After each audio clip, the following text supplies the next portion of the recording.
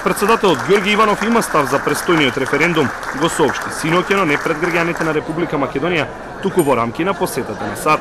На 30 септември нема да излезе да гласа и нема да пополни референдумско листе, речи Иванов во 15-минутното обраќање пред членовите на Обединетата македонска диаспора, владиката Методи и македонскиот амбасадор во САД.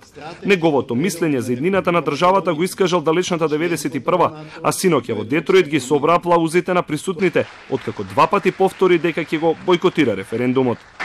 Два пати ја добив довербата на граѓаните за да не дозволам промена на уставот со цел промена на уставното име, да не прифатам идеи и предлози кои би ги загрозиле македонскиот национален идентитет, посебноста на македонската нација, македонскиот јазик и македонскиот модел на соживот. Не отстапувам од тоа мое ветување. Затоа на 30 септември нема да излезам да гласам. Иванов испрати порака и до граѓаните на Република Македонија дека со законот за референдум никој не може да биде повикан на одговорност за гласање или негласање и секој треба самостојно да одлучи.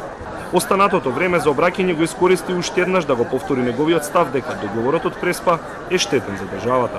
Со оваа спогодба не само што се менува името на постојната држава, туку се создава нова полусуверена држава со ново име, со нов натрешно правен и меѓународно правен идентитет.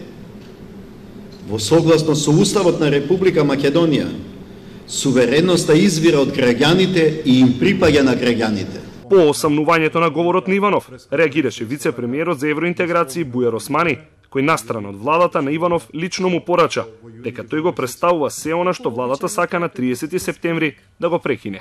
Све тоа што Македонија сака да излезе од на 30 септември го представува господинот Иванов со неговото действување во наредниот период.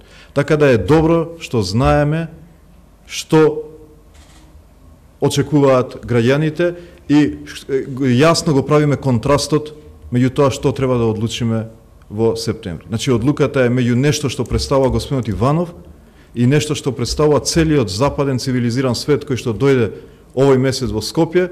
Иванов на гала вечерта се закити со највисоко признание глобален државник, кој му го додели организаторот, Обединетата македонска диаспора. Неговото обраќање го следе американските конгресмени Пол Мичел и Девид Ингел, а Иванов патот го продолжи во Њујорк, каде што Македонија е учесник на 73-та сесија на Генералното собрание на Обединетите нации.